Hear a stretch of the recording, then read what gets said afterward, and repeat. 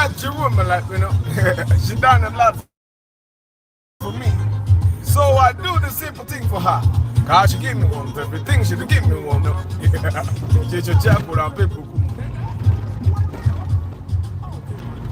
Good morning, my people. Does money change people, or it reveals them?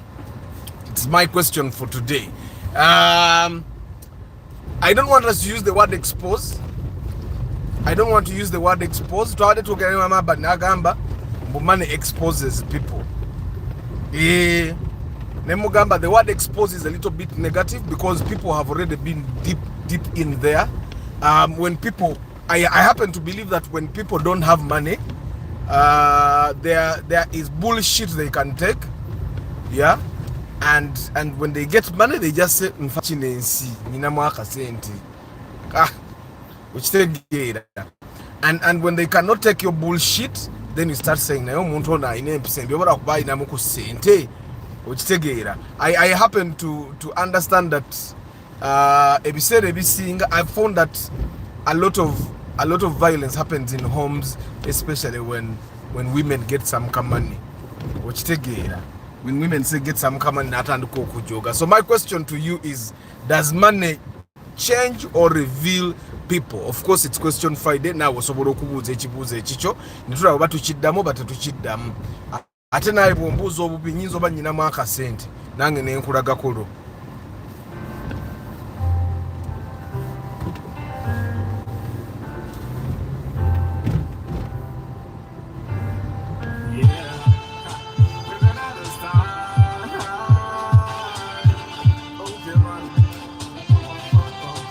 I woke up in a good mood. I don't know why I do it, but I'm feeling so good, like I won the whole hood. I'm not gonna put on a t-shirt today. Feel like getting me a sweetheart today. I make her smile, I make her laugh. I make her wine. If you feel like getting down, come to me, girl. Feel like touching and dancing, me, girl. I make you want me, make you want me. I'll make you smile. I'll make you feel nice. After that, I'll take you to my place where we will play. But before we play,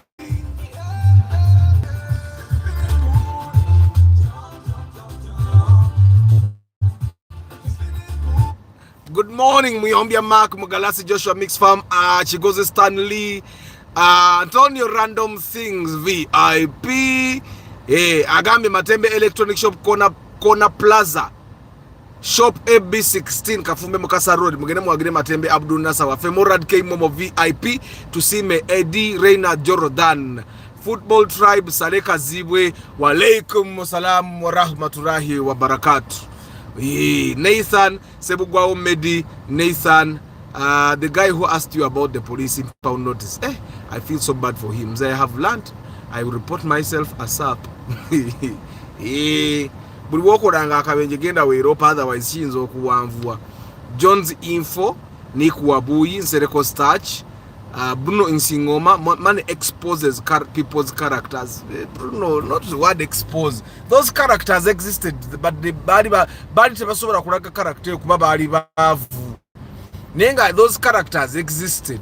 Antonio kwefuula kawaji kulwokuba oyinamu tetujja kuyikiriza nabyo. Sebo nze wemba nyinamu sente sababu temujja kumanyira ku broadcast yange, nze nkubulira nyinamu akasente kange, nyinamu 10 jange ngomanyira gwe omanye ko 10 we bazikolera. Mukwaya Richard, good morning. Paul Sema VIP. Mweba guy, does money change or reveal people?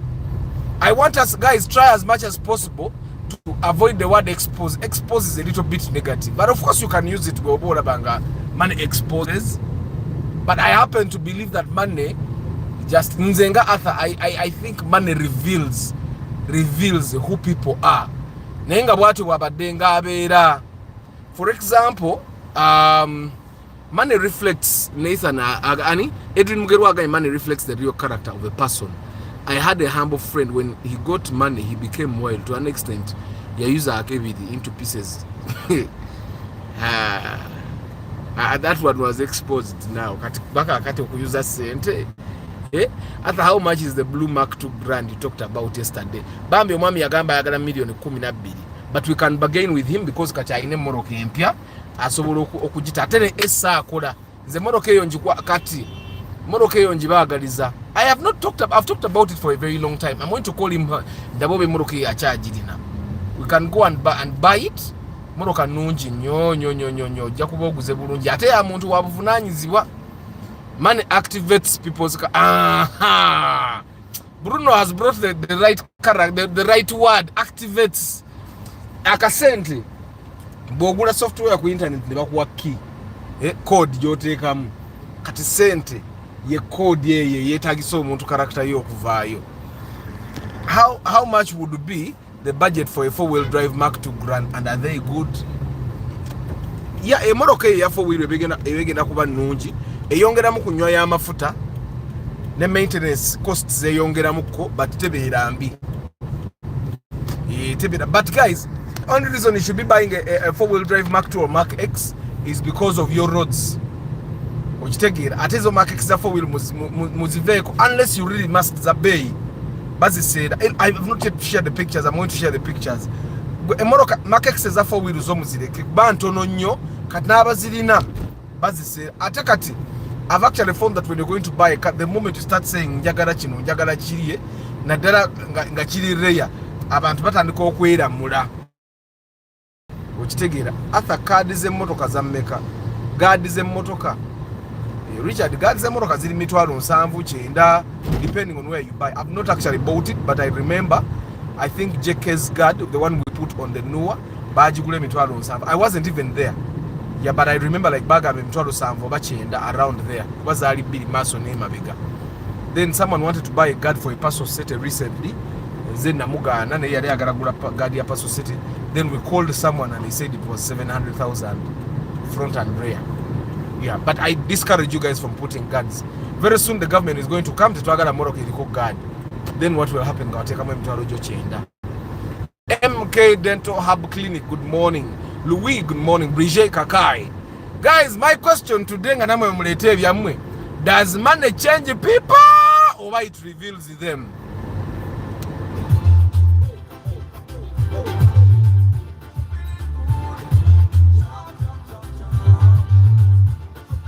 Abantu wetwenkanye emyaka mujjukira emoroka webite bya UEB bajoga ffe bannange ngaje wakana abakanga bagenda okujjako amasanyalaze jajja n'apanikinga n'amuwa ssente n'anoonya. Of course emutundu enkimanyi tutwasasulanga amasanyalaze ebiseera ebyo, because I remember they would disconnect the power in the meter box.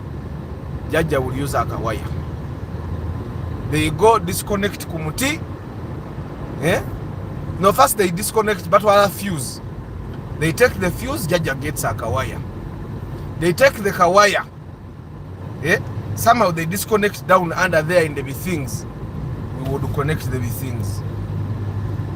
Then they would disconnect from the pole. We get a tree. Not me, but I need the pole. Somehow the tree appeared. Connecting the power would be connected around 6:30. Go on the kumutipu na connecting kakumti na jana meter box na connecting you. Kati atenga the next step, if we may find, I mean though that time was UEB. The UEB guys find that you have connected. Of course it's not baja. Kati nga kusande gasibako, and I'm sure so many people that are 30, between 30 and 40, you guys grew up like that. Nga amasanzi gasibako kusande, kusata tegasiba kubaba umeme basigala batambula. Kusata tegaddako sawa musanvu. Majority of people stole power, but now that's where Yaka came in. Now, of course, now Yaka makes things a little bit easy. Nenga abantu baita bagala kusasula masanyalazi. Na yanzukira nange nabako kumazi ndowooza kanda beto akolanga tutya. Hey. Amazi, then I realized kati amazi obagachi. Nga tukyusa mite eyo. Mite ebaledde amaaso n'ogikyusa ekibadde eno ekiddeini etandika obalangidde emabega. I remember I had a landlord ngabatuwa meters meter zebaba landlord zebatuwa kati yenga inedi meter number namwe nakukamita ngamba kacho ketulina kamyufu ngajja nakyusa akawa nitandika okubalangedde emabega kati nga mukubala ongedde emabega lwe ukolola n'ofumba amazzi n'okola biki kama Katonda.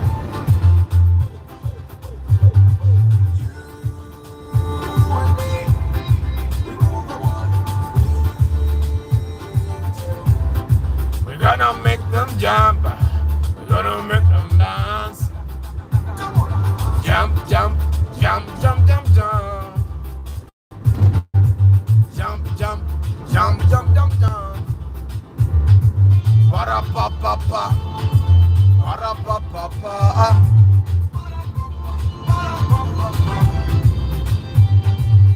Why? Now what 27 you Ibioji money. Guys, put your hand up if you know UEB, Uganda Electricity Board. Even in school they would ask us, what is UEB? And you put full form, Uganda Electricity Board. What is UNEB? Uganda National Examination Board. What other full forms did they ask? Now me, I was one of those people that did not. English I knew, some social studies I knew, science and math I survived. Some of those things, how did I survive math? Or you math were primary, which deputy teacher yansanga nanga gwe wamwe muli balogo wayisotya.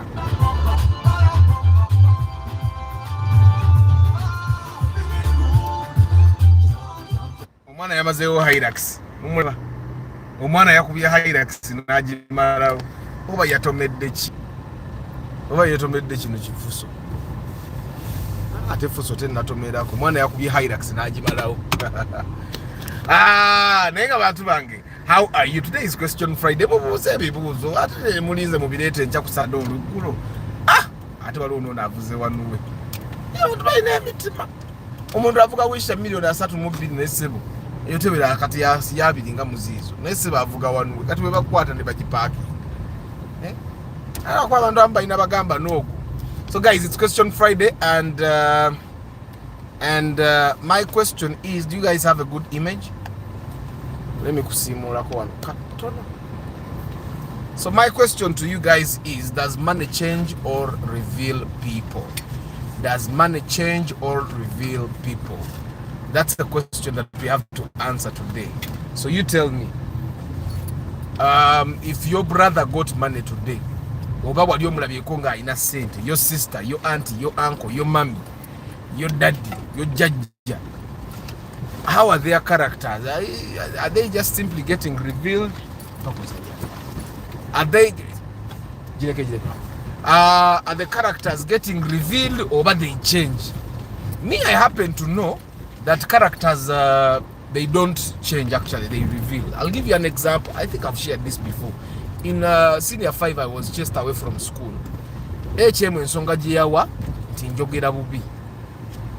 Mu senior 5 ne bangoba nange ne ngamba ngende sonde ngero tuke sonde ngate bibi nnyo.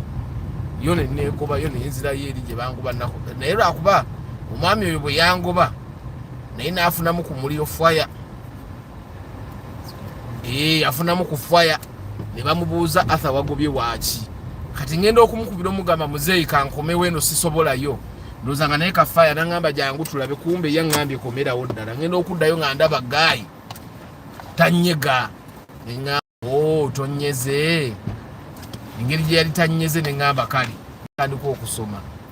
But for example kati nze njogera yange tebangako nungi.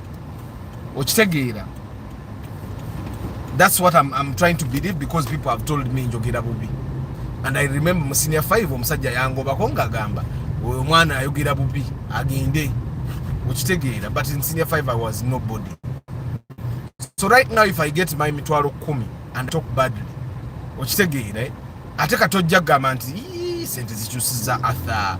Okitegeera? Kati olaba nga Jeke oyogerayo akazunguko ng'okwogedde akazunguko nga kagize. Jeke najja n'akawutaringa down n'agamba nedda oyogedde ebifute babyogera batyo. Kati Jeke bw'osirikako obaaki? Why don't you just be quiet and my English passes? Okitegeera? Naye ng'era awulira kati oyo Jeke oyo bw'afunamu 10 gye. Kati ajogedde awo alinamu miliyoni ze 2. Kati bw'anaafuna biliyoni y'essente ng'ogamba biliyoni y'essente yakyusizza Jeke. Okitegeera? I find that money just simply reveals who we are. Okitegeera? Money reveals. And by the way guys, tetunagambako Tamale Mirundi, rest in peace. Bambi Mukama mumuze mirembe. Mukama mumuze mirembe. So many good things have been said about Tamale Mirundi. Yeah? So many good things.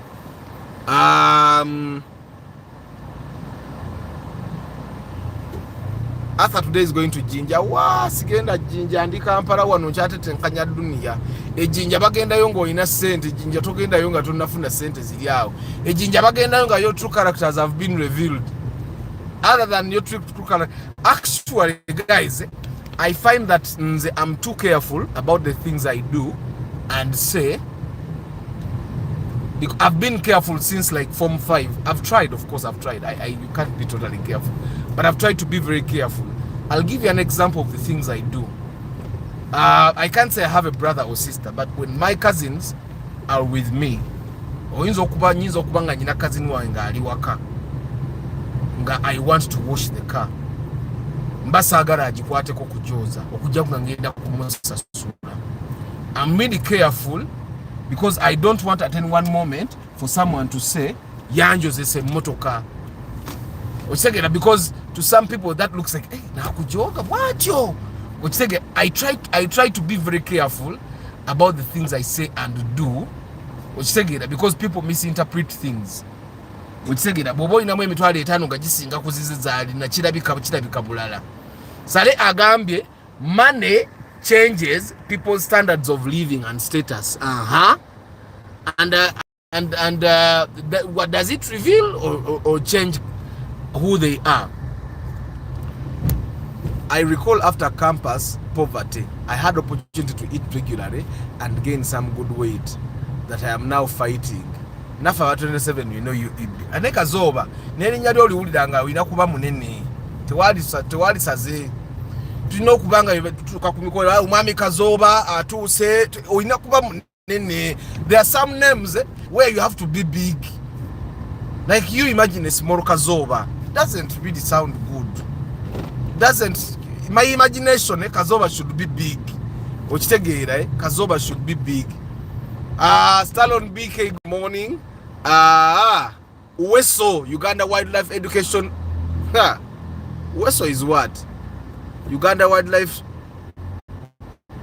Education Society. Oya kazoba Uweso yechi. Uweso yecheyo.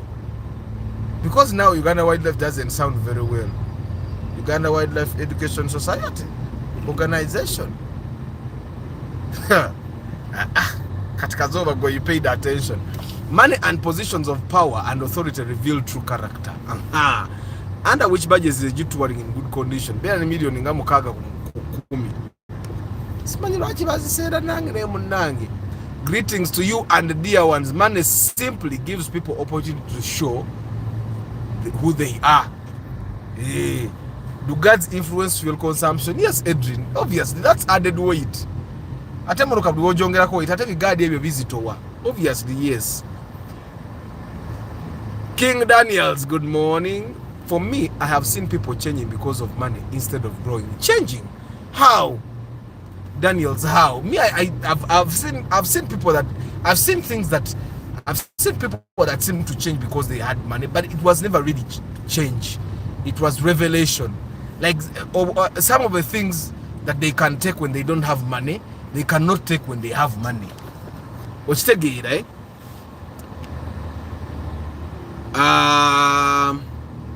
Council Patrick Asiku, good morning. Stockerman Sandy Arthur, today is going Bernard Zah.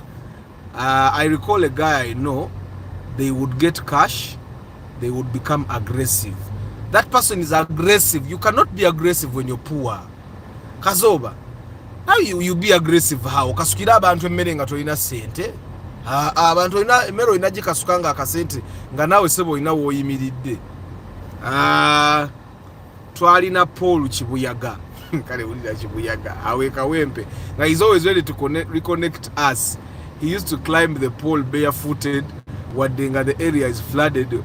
Oli Kibuyaga nga akata Antonio tandise kulimba. Is there a person called Kibuyaga?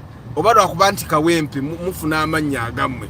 Ntale Samuel, good morning. Mukwaya Arthur, ate police eyinze etya okugana guard ziteka ku motoka. That's modification of a car. Mukwaya motoka mekazo sanze mu boni nga zijja ne guard.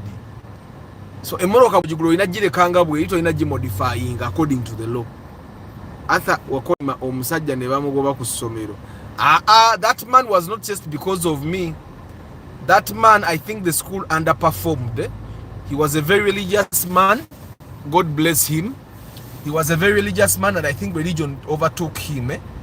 And then at a religion, so I think students started getting tired. Like some of the fun activities that kids do when they're at school, when you're over religious, then you don't want them to do those things. Muli ku barafu Nathan oli mutuufu wano nagamba jeke ngula ice cream w'olukumi nagamba abaana bawa barafu kati gwe linanga afunyemu biliyoni y'essente jeka abasoboka olaba atulangira wano nga alina mu miliyoni 2. You are too candid at times, but your person fits the car industry. Mechanics be smooth until they get your money. Yeah, Toddy Ronald, good morning. Money does both, reveals your true self, but also changes you because it also reveals those around you. Yes, Talon Bike. I actually find that when you have money, you start seeing people. Okitegeera ababadde tebakwagala batandika bamu obuyisayisa obubi n'ebirungi babirabanga ebibi. Omulimo Andrew, good morning. Money changes people. It's undisputable. It doesn't always be in negative way, but the change is always there, and it can cut across the tiny aspect. Yeah. Sanga omuntu nga atandise okuwunya obulungi ka perfume akaguze okitegeera aguza akagatta akalungi. I remember around 2013 there nali nkyapangisa kyebano, there used to be a guy kale kakali ka state operative nga kalina love for short ne tuno tumotoka batuyita tumarino. Omwana oli yajoga eggwanga oba sente yali azijjawa nga jana kusanga nakuwa 2 yes naye nga abeera n'ente ze nga alina emmotoka ze 2 nga leero bw'avuga love fench avuga kamarino ke okitegeera. Like now when I look back those cars when I have money me I can't be driving them. Naye nga guy yatujoganga, but then I realized that that's who he was always. Okitegeera, it's just that when he doesn't have money he's humble. Aba barachiddako. And I also find that when people don't have money, it's when people don't have money, they are trying to figure out what next. So they don't really have a lot of time to be themselves. Okitegeera. Good morning to our Hawarakira. Uganda women's efforts to save orphans. Kazobulimba. Nature chief tongole jechidi. WASO is not Uganda Wildlife Education Society. Katitwa hamomo asinga mu social studies. I would never figure it out. Yeah. Uganda women's effort to save orphans. I would never figure that out, I'm telling you. Yeah. How would I even know that women are trying to save orphans? How would I? Me, I used to think all organizations that have they are government organizations. I bet Antonio, you also did not know that one. Uganda women's effort to save orphans. It makes sense, but it feels like it's made up. Yeah. So guys, does money reveal people or it changes people? Nzenga Arthur, I don't believe money changes anyone. I happen to believe that money reveals who people are, both positive and negative. Abana bakube bitala, they don't want to know. Bana bakube bitala. And UEB used to find footprints on the pole and disconnect the whole zone. For that, till we report the footprints owner. But twalinga solid teri kutaja causing a evening Chibuyaga reconnects us. Lindako, Antonio. So they would disconnect the entire zone, and Chibuyaga will come and reconnect the entire zone. Chibuyaga nga yali wamanya achali yo Chibuyaga. Arthur, one day we shall meet. Kazoba. Neto Sara wait Kazoba. Erinnya lyo inakuba munene. You need to be big, and you also need to be driving cars like Mark X. Murunji Jiri, good morning. Stalon Bike. Arthur, what are the pros and cons of a Toyota Blade? Fuel consumption is the only con is negative or pro? Pro is good, con is negative. So the only negative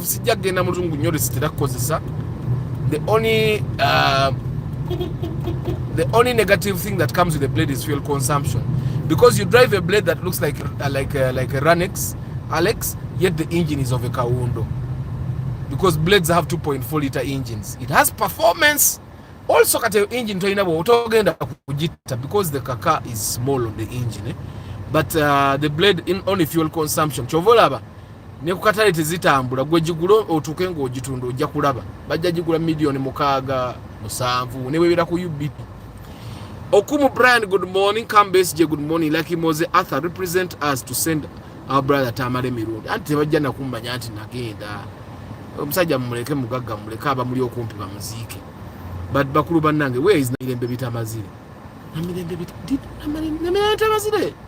Ate no mulamu teyafa. I remember I was at UMI and Namirembe Bitamazire was the chancellor. And during the lockdown, she came and gave a speech and she was... I remember she was very old. She was very old. Nanebi ayogera tetubi ulida. Nendo za speech engeriza abantu abakulu je bazi publishing obojja bisoma later. But Namirembe Bitamazire alaika name miroba ja kola gitya. But the last time I figured she was there. Tanafa. Tanafa nenga mukadde. Na mukadde. But you know, Namirembe Bitamazire is one of those people that I think has not really been corrupt at all. And you guys will be there thinking that people will die before you, and you die before them. Musalwa Deli, good morning. My question, you guys ask your questions, but me, my question today is, does money change or reveal people?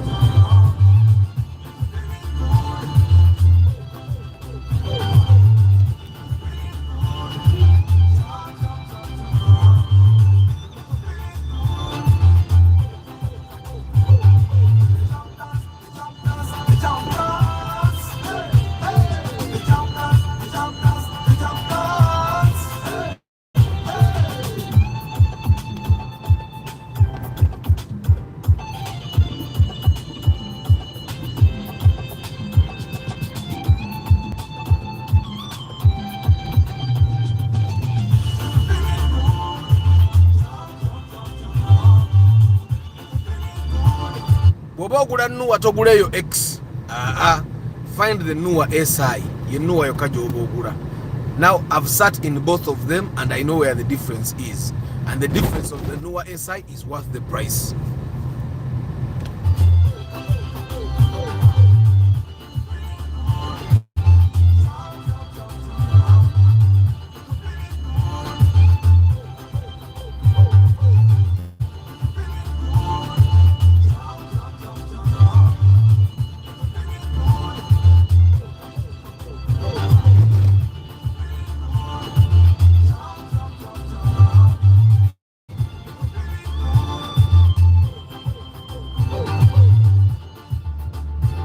Council Patrick is saying, Arthur, talk about car perfumes. Chiovio Alex, good morning. Perfumes. I don't think they are worth the investment. In Zenga, after having used all kinds of, I've used this one they put on the dashboard. I've used these small ones that hang on the driving mirror. I've used those buttons that you put in the door, in the doors. I've even used the sprays that you spray on the thingy. I find that if you want to use car perfume, buy the ones, the sprays, the ones you spray on the dashboard. I find that those will give you a better, they'll give you, because first of all, they are more affordable than all the others, yet also they are less dangerous. I'm sure you guys have had people tell you that don't leave those things in your car. Remember, those other perfumes are liquid, so you're going to be forced to leave them in the car. Now, wanabanga waliyo heat nyingi nnyo omusana gwase nnyo and that thing bursts, which rarely happens, in Uganda, but there's a possibility that that can actually happen, right? So I find that kajamu nga kanji, but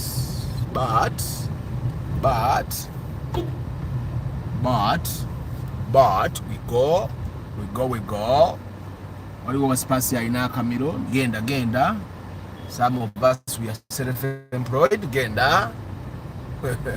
So anyway, perfumes as a Moroka, don't put perfumes that are ezigenda okusigala nga ziri mu kikebe ng'ozireka mu Moroka. Ezo perfumes zibamu alcohol. And alcohol oyo abantu abamu they have reported that that alcohol is flammable. So in case of a lot of heat, it's possible that it could actually start a fire in your car. So I find that the best perfume for you to use is those sprays that actually even clean the dashboard. They'll make your car smell fresh, yet you do not have things that are lying around that can, because those sprays are in a can that is airtight, so it's very hard for it to burst and all that. Yeah, Omolimo Andrew is saying, I would wish to do a project car using a Benz, because I find many in the garage but have the engines changed into Toyota and drive big. By the way, that would be something you guys should consider. Lwakubanti kati obuzibu bw'emmoroka ezo eziri mu garage, nyini abaagireseyo ng'azimbye mutima taagala gitunda layisi ng'ate era alina kugitunda layisi. I find that that's the biggest challenge. Tujagenda kibenzi kyafa ng'ate yagala kiguza miliyoni 3 ng'ate wali badde okigula miliyoni 1.5, because the moment you change the engine, you're also supposed to change the gearbox. But then the owner will want to sell you a car at 3 million, yet you're also going to spend about 3 to 4 million to put a gearbox, an engine, computer, because a lot of things change when you decide to change the type of engine. But that would be a very interesting thing to do. But it's worth it, because Omolimo, it's a project car. It's a project car.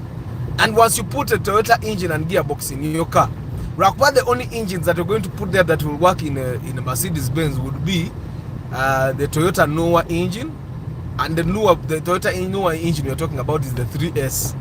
You're not going to get a Valvematic and put it in that thing and it manages it.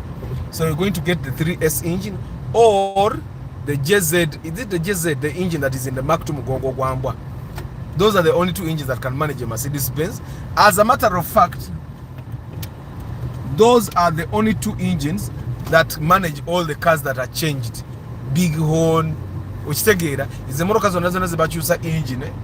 Those 2 engines zebatera okuteekamu zina amaanyi zisobola, naye amafuta nago bogenda kunywanga manjiko kubanga nuweeyo mugongo gwamba wano Rumion mugirabye, and Rumion is Suzuki Ertiga. So one of the reasons why I discourage you guys from buying the new Mgongo Gwamba is fuel consumption. Eri moroka enywa eringa gye baba batumye okujja okumala sente mu nsawo okitegeera.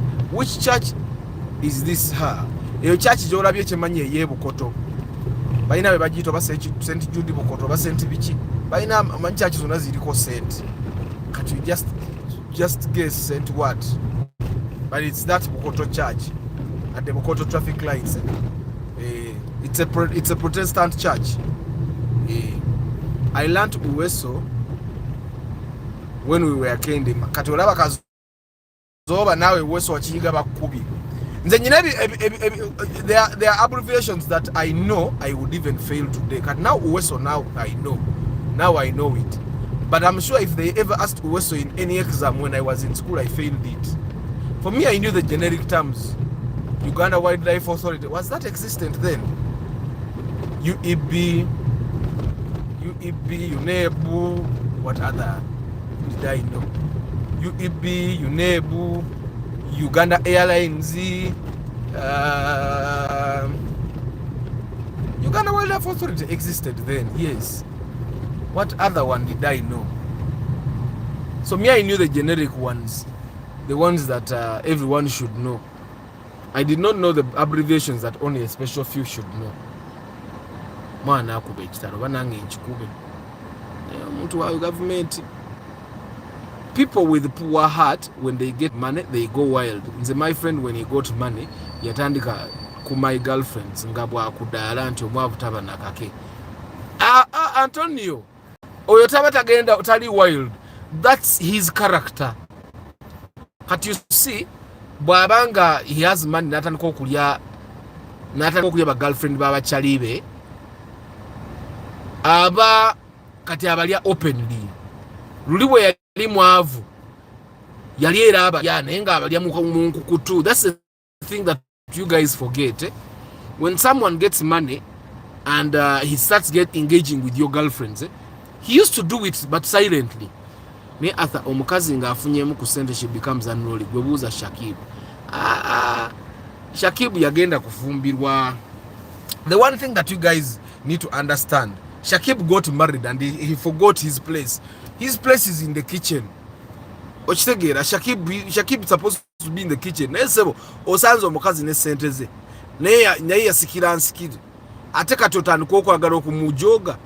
Shakib doesn't have a house. I've seen people call it saying that Zari yaleeta omusajja maka gabbawe ki. Maka gabbawe ki. People ate Zari era kuvaddanga mujozi. Okitegeera ye ne baawe ani Ivan Semwanga bali bajozi kuvadda. Ate omusuubira afuna omusajja amuwase ate agonde Shakibu agonde baba. Money makes you more of whom you are. If you are a generous giver, you'll be a more giver. If you're a bad person, you'll be more wicked. Exactly like Mose, thank you. Money just reveals who people are. It doesn't change them. It doesn't. So if someone, money and power, by the way, I think we should combine money and power. Those two things, they reveal who a person is.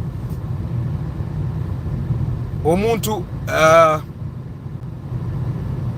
Sajo yali ku boda omwana ibambi mulema. Mukama akutasanga n'otazaala mwana mulema. Bamenya. I've seen some people that have children like that. Tumulaba buli walaga n'omwana yotambula ne wheelchair y'omwana. Kama amasasi. That's a place that I wouldn't wish anyone to go. But so anyway, my question today, as you guys also ask your own questions, does money change or reveal people? Does money change or reveal people? What do you think? What do you think happens? So like Mose has said that if you're a generous giver, when you have money, you will give. If you're a bad person, you'll be wicked. If you're a talker, you will talk more. If you're silent, you'll be more silent. Yeah? Boboli mujozi. Imana nzeka vitize kachandi. Mu vitize chandi mu nyo. I think because it has curves. That car has curves everywhere. I think it's one of the reasons why there are cars I would not like, I think. Okay? Like you see that it has curves in places where it should be having curves. But there are cars that don't have curves, like the Rumion, it's like a box. What it is about that? Yesterday I talked about my visitor at Elliot. It looks exactly like Mark II. Oh, you take a day of visitor. But unfortunately, you read it as Elliot, a Elliot. A 1991 model, but rare. I haven't seen another one apart from mine. Anti zinywa abantu batuka ne bazukuwa buko inagiteeka ona erimu engine teri mu engine ene ya Mark II mugongo gwambwa, because those cars literally share the engine. Football Tribe, good morning. Arthur, what causes brake fluid leakage in a rear wheel? Normally it will be that your brakes are worn out, so you need to change your brakes. But if it's not the brakes, then the drums, the drums should be refaced, or you should buy new drums. So drums is onebo brakes when the drums are the drum body is worn out, it will keep happening. The mechanics will first of all repair the cylinders as many times as possible. But I can tell you for a fact that the drums cause that a lot. It happened to me with my Corolla until I actually bought new drums. What drums is in so you might have to buy new drums. The drums is brakes. Sometimes the brakes is but if it happens more than once, then you need to change the drums. Kazoba BL namirembe jali ate agenda kubeerawo abavubuka abato bagenda kufa bamulekewo naye nga ye akyaliwo. I find that she has peace. I think the one thing that kills people very fast is anger, is bitterness. I find that when your heart is at peace, wangala, and that's the one thing we should strive to get. Gezako nyofune peace. Gezako nyofune peace. God rest the soul of Tamale Mirundi.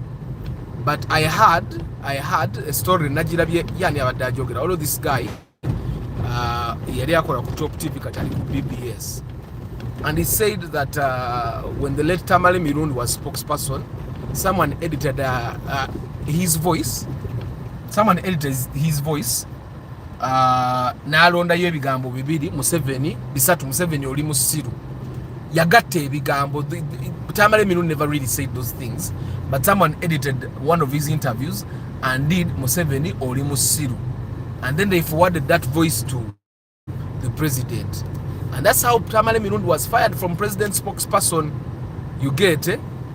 And that's how he started moving around with the recorder, that he wanted to record every conversation he has had, so that if someone edits his voice again, he has evidence.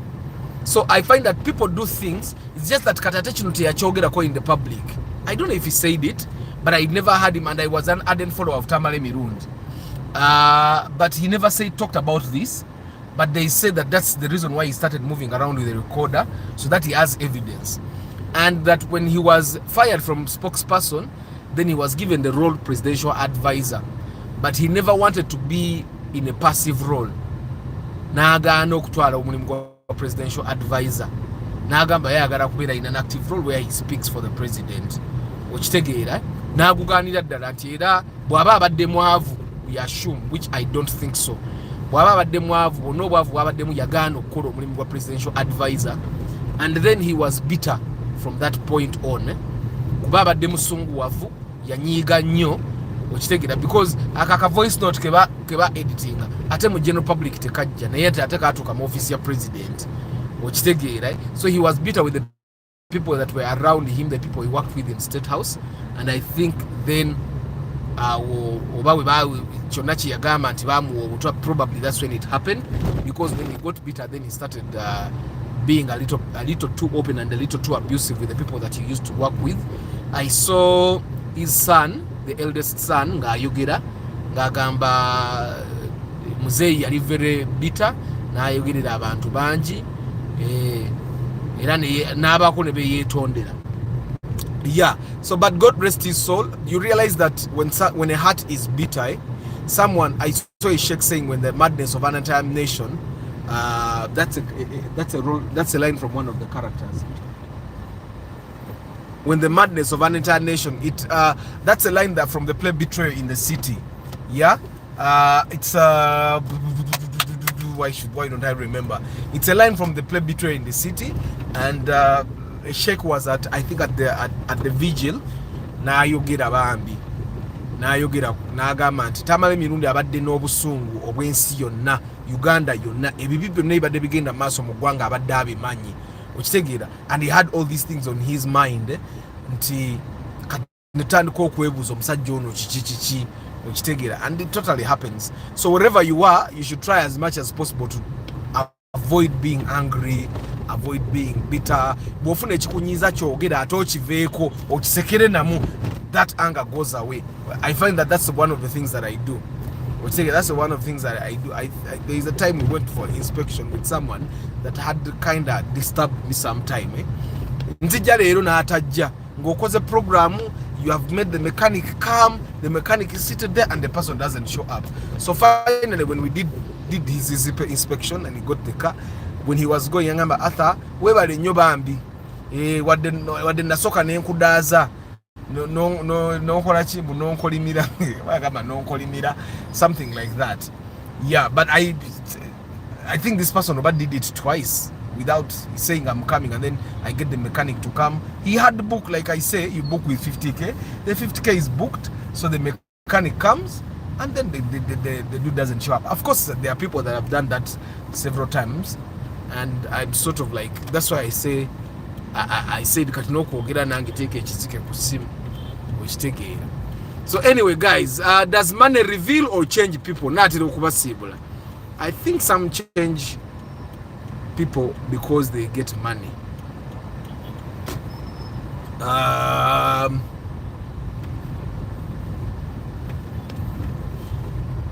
Bw'oba ofunanga ekikeme ekyokugula x-ray lugenda ogule Kruger.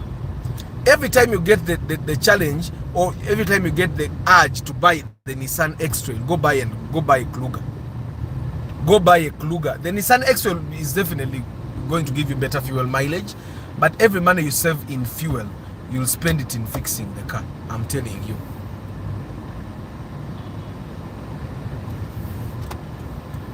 So Namirembe Bitamazire is 83 years according to Kazoba BL. She's still alive. Some people are dying at 27. Chick is living on. Acha joga. Jeke, tukwogere dobi ulide tata. Tonyiga nya, tonyiga. Athombadeko, but I could not respond because I was in the shower. Hey, Jeke.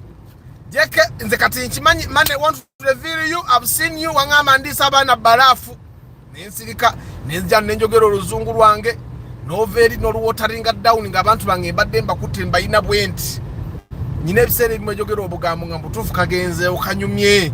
Nga kagenze ngo muntu, this guy is learned.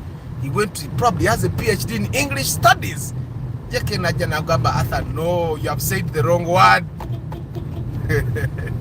Nenga Jeke oli otya, obuze nnyo, mbadde manyi watukyawa nutukyawa. Obuze nnyo holiday yawedde. Kati Jeke, ne abantu, sente mujirabe muleke. Kati Jeke, you were in the shower, but the sound of the live broadcast could reach there. Over you have speakers in the shower like this. Ngabiri ebintu byatulagange Rugogo. The guys that used to go to Rugogo, mujjukira ebinabiro bibagiranga nga kiri mu ekinabiro kya kamiliyoni. TV kyetatulaga. Batulaga ekinabiro kya kamiliyoni ekirimu sound system. Yeah? So guys, let me park tunyumya akasemba yo mbasibule bulungi. But I hope your morning is doing well. Is okay. Does money change or reveal people? Munange gatubera nemboze gulo.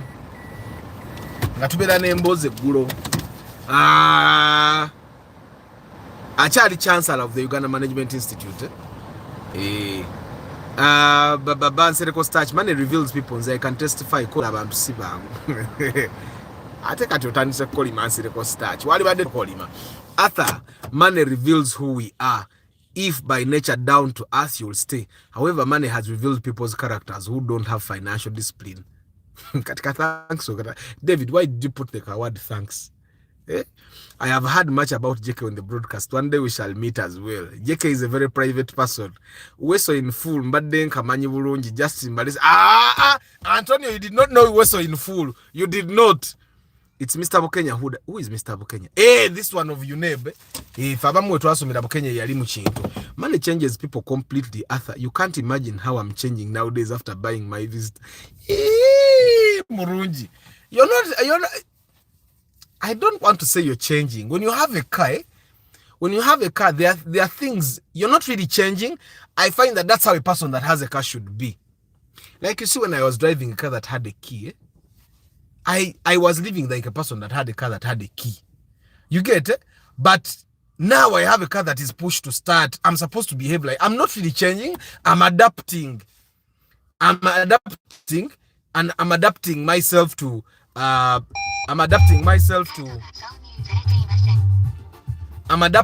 actually having a push to start car. So I have to move. I can move the key and do like this, and I reach the car and the car opens itself. Which take but still osobola okunyokeza akabani k'abawarabu n'oggalawo emmotoka esigala ewunya bulungi ze bwe nkola kalibu yange. And I think your AC has to work perfectly. It will influence the smell of the car. Yes, Edwin, but nange emmotoka erimu AC, a car that has AC smells different. It maintains the new car smell. Arthur, can I change number plate from you? No, you can't, Richard, you can't.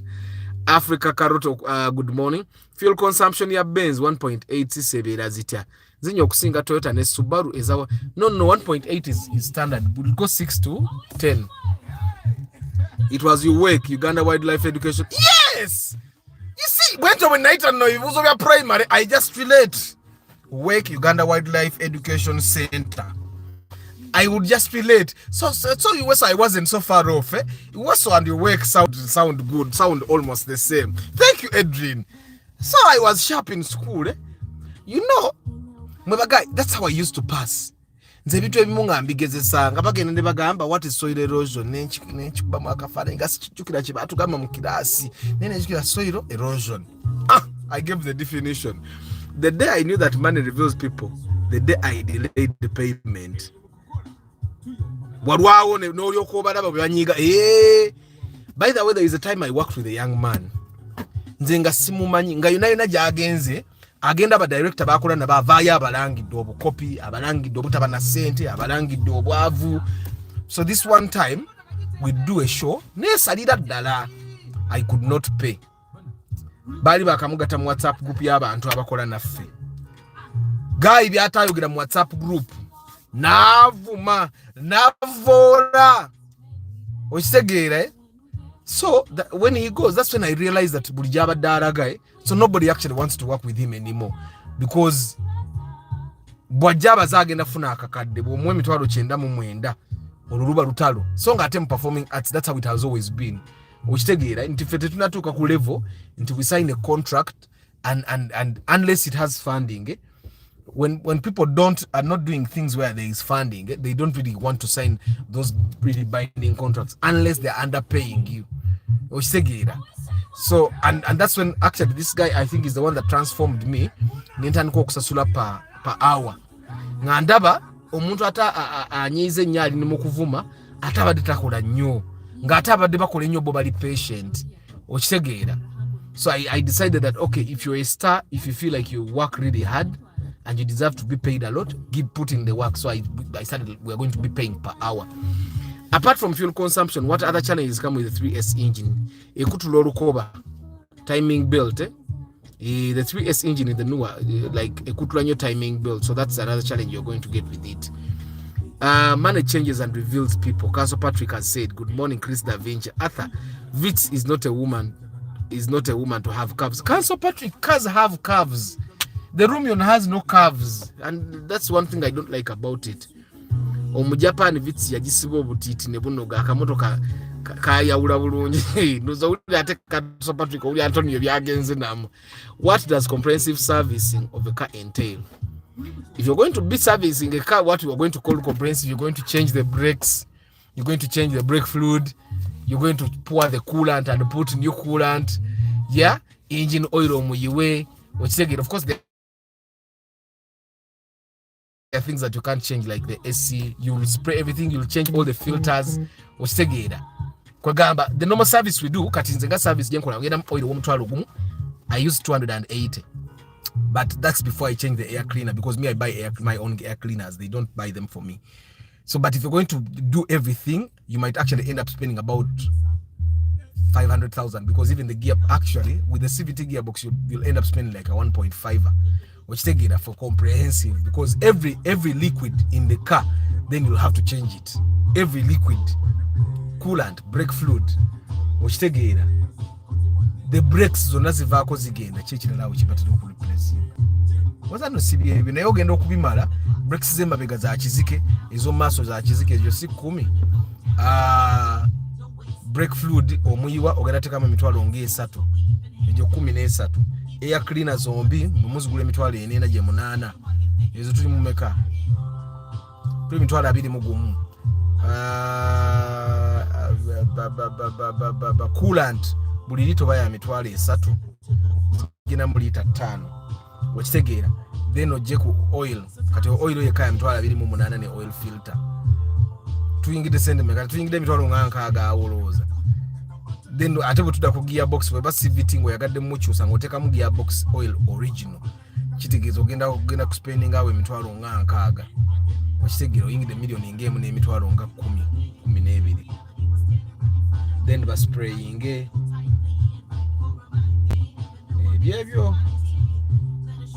byebyo by plugs kat plugs ezene muruka gyendi muza mitwalo 42 38 zigatteko byebyo. I find that's literally what if you're going to do comprehensive. Also Cardinal Wamala is still alive. Are you sure? Mweba guy, Cardinal Wamala is alive. Cardinal Wamala is alive. Where is he? Cardinal Wamala is alive. Recently, I watched a video and Noah lost control because of brake failure. In such circumstances, what should be done in case one finds himself in such a situation? Council Patrick, first of all, before a car loses braking power, you would know. You would know. And I find that that's one of the reasons why I don't like foot brakes. Normally when a car, like the Noah, when the Noah loses braking power, it's normally because either the brake fluid has poured, or the most dangerous thing is for the front brakes to fall out.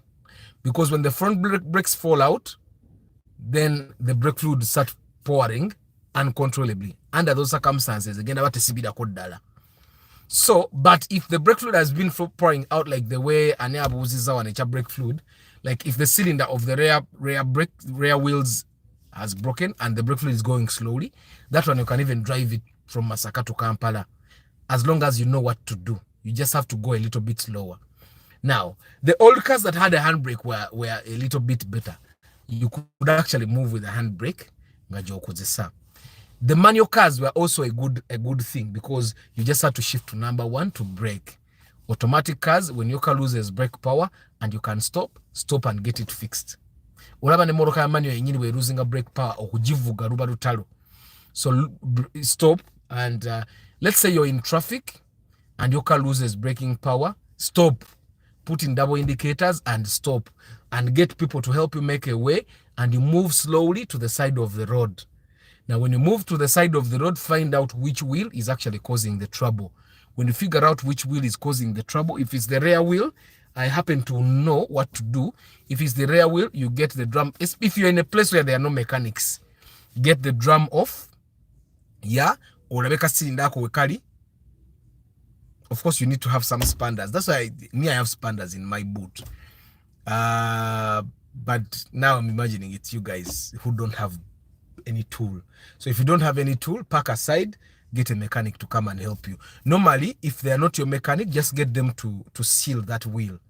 Go brake fluid again, then top up your brake fluid and drive away. The car will, because normally it's one wheel that is causing the trouble. So just get them bajirawe bachita kulawa balawogo mpira gubenga teguchaisa brake fluid obengo sibise mipira esatu, and then drive and then go to your garage and then get that fixed up. Which tegera. But if it's your mechanic, then mugamba achikolere dalanga achijam. If it's the drums that have the problem, you buy new drums, get them refaced and put them there.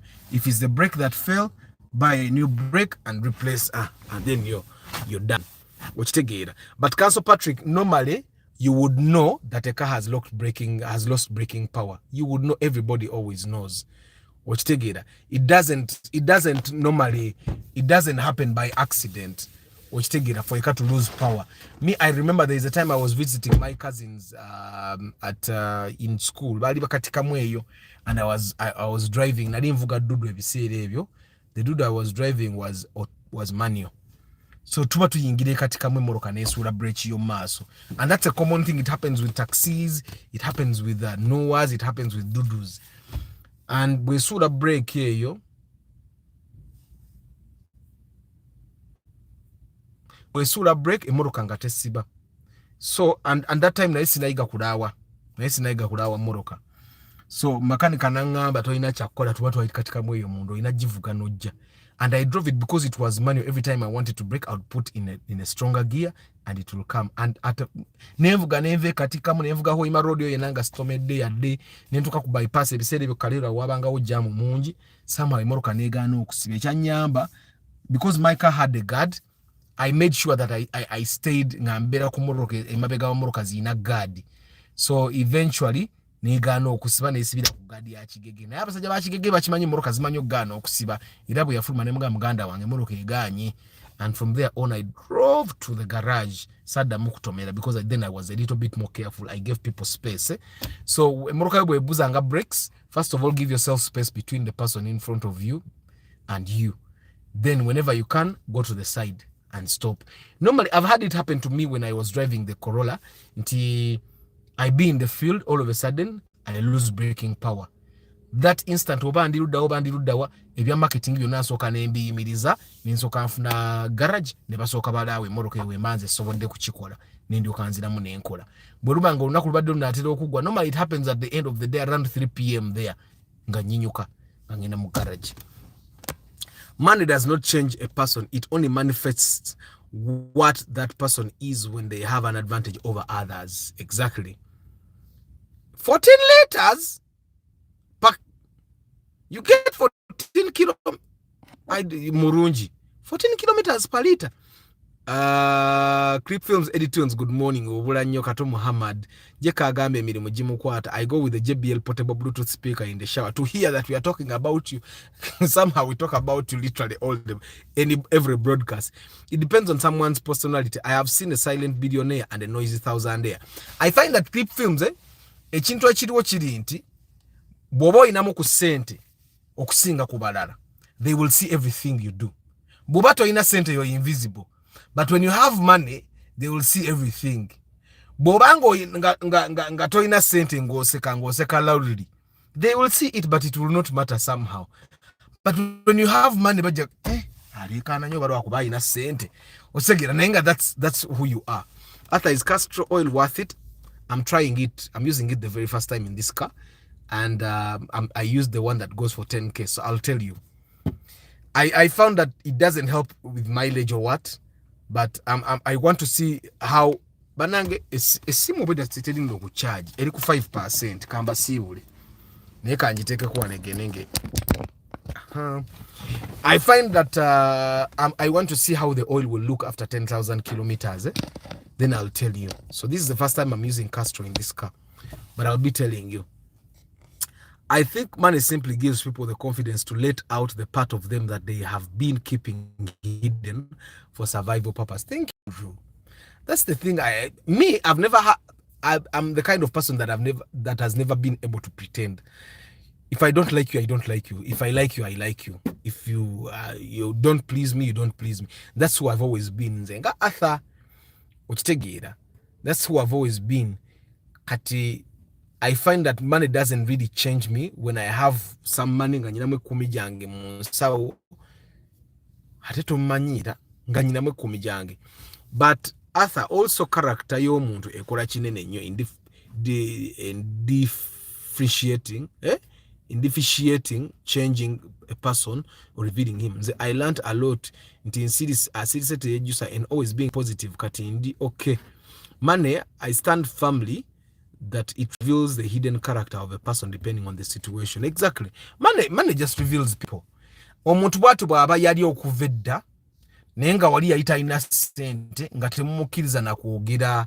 You see, the thing is, kati omuntu afuna sente ne mumusembeza ku meza yammwe ate ne mwagala asigale nga bwe yalinga mwavu. I also find that sometimes people expect that when you get money you be more humble. Okitegeera.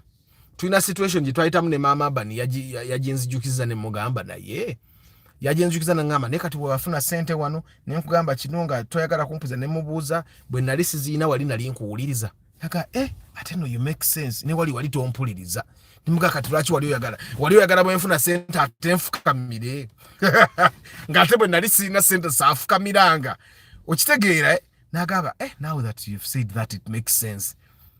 Once again, there are things that we go through that people expect that when you get money, atobere humble. Ngatepo walito innocent, that wali humble. Ne wali walito innocent, you were invisible to them. I had a new old model. One day, my brakes failed. Good enough, I was driving slowly and it was a slope. I tried to step on the brake. It was very hard, like a stone. I struggled and moved on the side. I don't know, when you step on the brake, it's hard. Why kaleko? You should imagine when you step on the brake and it's soft. That's the worst thing that could happen to you. Because when it's hard, you can struggle. Ne brake nga yagonze. Todi, brake nga yagonze. Ngegwa yeti. Kanize yadudu yali egwayo. Nga sikyata wanyana kulinnyako. Kati nga nvuga, nga nsiba na clutch. Era bana you people learn manual cars. Whenever you can, go and learn a manual car. Berengo skill yo jina muko. It will make you a little more knowledgeable about cars. Guys, thank you very much for being part of the broadcast. I hope it has been an enjoyable experience. I've enjoyed it. I enjoy talking about things like this, things that people normally don't want to talk about. Guys, omuntu bafuna nga sente na kuvuma. Abane boyalita me, I think I've tried to even tone down my character. I'm too careful nze omuntu tanjoleza motoka. Okuja ng'ojozeza simanyi. naye mbojoze nga ntunula bwent I wash my own kasagala tutuuke eyo ugambe hata yanjozese mmotoka ani. There are times I have had my cousin come home and I was washing the car hata niko kwata bucket okwata ko yachi. Yeah? You are in my home, then you wash my car. Yeah? You want to go and they say kati obadde ngo okola ki ate kati olegulo nga betujja nga mwolezako ku mmotoka akozesa ne mmotoka. Inze I wash my car. But abandi bange bebajja okwoza emmotoka because abo mbayinako obuvunanyizibwa. Okisegeera? Actually when a person is in my home, nengoye bazimwoleza ezize. Okisegeera? Takwata ku kintu kyonna because I era bwakwata ku kintu I pay. Zo muntu wabere I try to be very careful with people. But people can insinuate things. Even my handbrake wasn't working. Kati auchitegeza brake ze mabega zali zaggwako oba secho zali zijaminze omanyi kati kyo atokukalwa kuba ku brakes zijaminga. Me it failed to break and replace the bupira in the cylinder. But once you replace the bupira bo cylinder or replacing, you need to study the drums. Normally the kasita bupira butandika okubanga bwononeka yononeka drums zibere ndwadde. Okitegeera, eh? So guys, I find that now that you know, people actually think that your character changes. Your character doesn't change. Okitegeera, nze I find that I laugh literally about all situations. Nadia jireke Bukenya. At least bulamu yipsam. Nadia jireke. Leave the Nadia alone. Ekisoka Nadia, when the Nadia starts disturbing you, you will know that nobody can stop reggae. But when I find that the amount of money they are going to sell a Nadia to you, you can buy another car that is better than a Nadia. You can probably buy a Vista Adeo, which is better. Wali ofunye kumugenya atagenda aja for 1 week and a month later nga tanyega when they will leave. Jeke nze wange bitebiriyo. I find that Jeke nze wange bojja nongamba nti nzija ku Sunday ku Lwokusatu nja genda. Ku Lwokusatu ku machanze nkujjukiza tugenda ffenna. Check on Savo system obe kaluba. Jeke, I find that I find that esimu ibadiki. Mwebagai esimu overheating, I can't even see. But Jeke nze wange abagenyi tebajja ne balemerayo. Tebajja ne balemerayo. For me it's clear nze bongamba njagenda ku Lwokusatu ku Lwokubiri nga nkubuze nkyogenda saawa mmeka. Okitegeera bongamba sina sente nga nzikuwa. It needs to be clear, guys. Kamba sibule, the phone is overheating, and if it overheats egenda kwejjako yokka. Bwebate tusene wejira eganya okuresponding. But it's overheating, guys. If I don't read your names, I wish you a very at 5:15 p.m. Yeah, it's really not responding at all.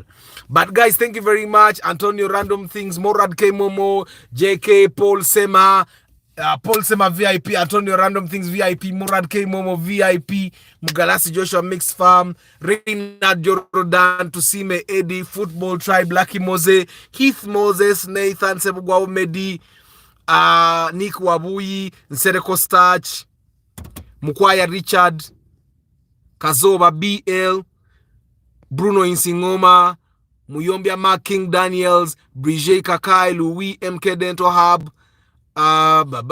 Edrin Mugerwa,